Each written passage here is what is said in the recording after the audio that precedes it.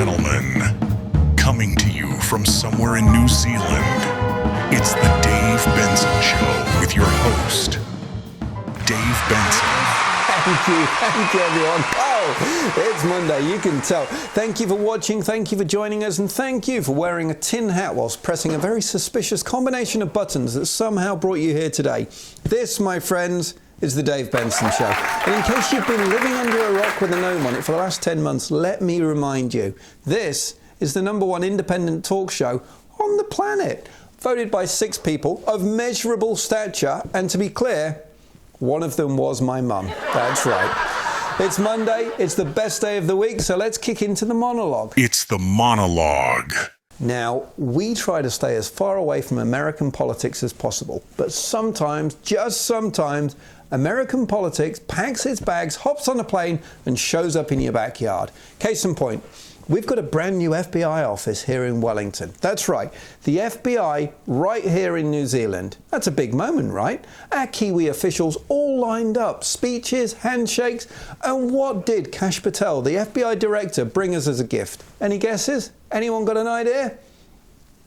Illegal 3D printed guns. Honestly, imagine inviting someone to dinner and they show up with a box of fireworks and a live possum. What a present. I'm guessing they didn't hang around for dessert because the New Zealand police had to destroy them. Nothing says diplomatic friendship like a guest who shows up with contraband. Thanks, Cash. Meanwhile, over in America, Trump has announced he's going to release the classified Amelia Earhart files. Finally. We've been waiting almost a century to find out whether she landed on an island or just got tired of the in-flight snacks. But you got to hand it to him. When you're in trouble for hoarding sensitive documents, the best PR move is to release a stack of files that reveal absolutely nothing new. It's like getting caught with stolen chocolates and saying, "Don't worry, I've also got a 400-page report on raisins." Nobody wanted the raisins, Donald. This week we also witnessed a triple crime. One of the biggest cases in the world has officially been opened. First, who stopped the escalator? Then, who killed the teleprompter? And if that wasn't already the heist of the century, who dropped the sound?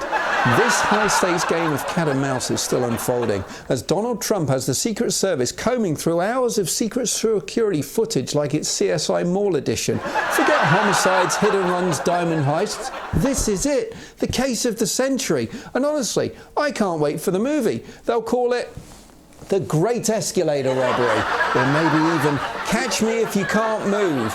And then there's Ted Cruz. Now, during a Senate hearing this week, he tried to say, let's stop paedophiles. That's a noble cause. That's a fair point.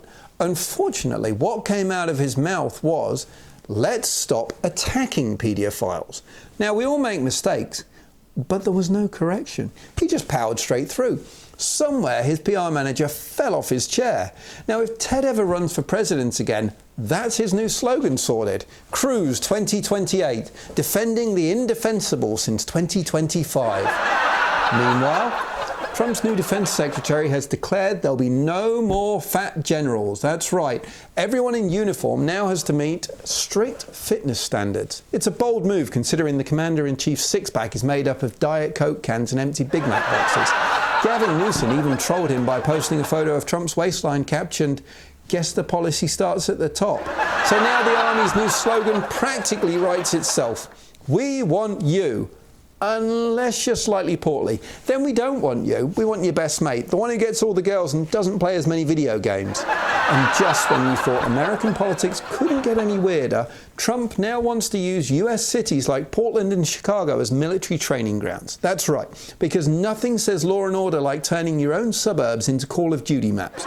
He's already federalized 200 National Guard troops in Oregon, and Portland's suing him for it. Forget Escape from New York. This is starting to look like Escape from Portland. Somewhere out there, Snake Plissken is shaking his head, even thinking, I wouldn't touch that mission.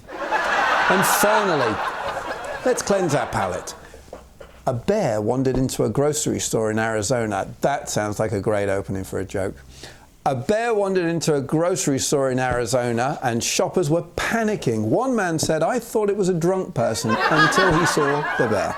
Imagine you pop out for milk and suddenly Winnie the Pooh is in aisle 5 looking for honey. Even the wildlife in America can't afford to forage anymore. They're all turning to Walmart. Forget the bare necessities, he wanted a loyalty card. Let's kick into the YouTube news and see what's happening there. Mr. Beast released a video where contestants had to escape a burning house for $500,000. Don't worry, he says, there are extensive safety measures in place. Yeah, sure. That's what my dad said when he gave me rollerblades and no helmet. The internet called it psychopathic. I call it Tuesday at Mr. Beast HQ. Hey guys, today we're putting Chad in a volcano. Last one out gets a Tesla. Logan Paul is suing an auction house over a $500,000 piece of Michael Jordan's basketball court that he says might not be authentic. Imagine paying $560,000 for some wood.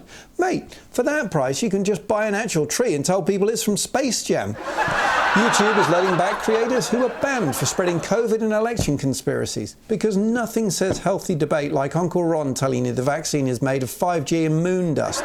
They called it a win for free expression. Translation, we miss the ad revenue from crazy people.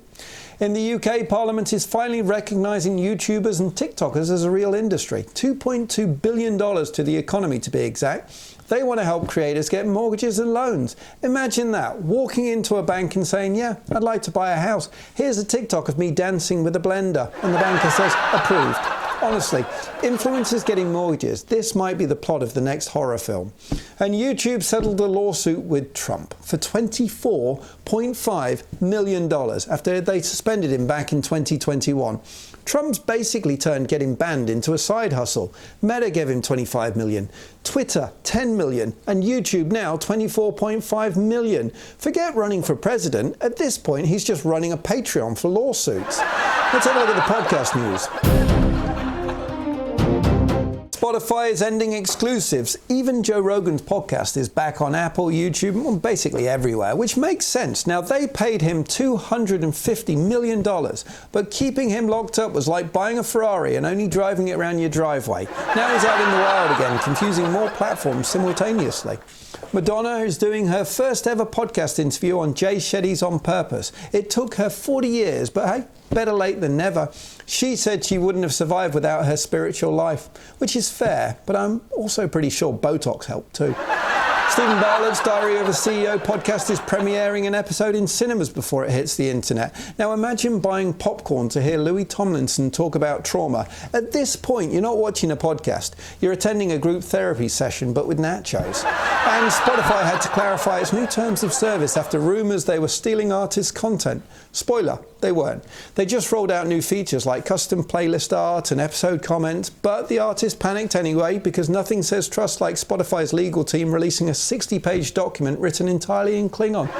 We've got a great show for you today. This week's guest is an amazing actor all the way from Texas. Tom, let's get these titles going. I said I want to see the Dave Benson show, and I can't stop and never gonna let it go. I said I want to see the Dave Benson show, and I can't stop and never gonna let it go.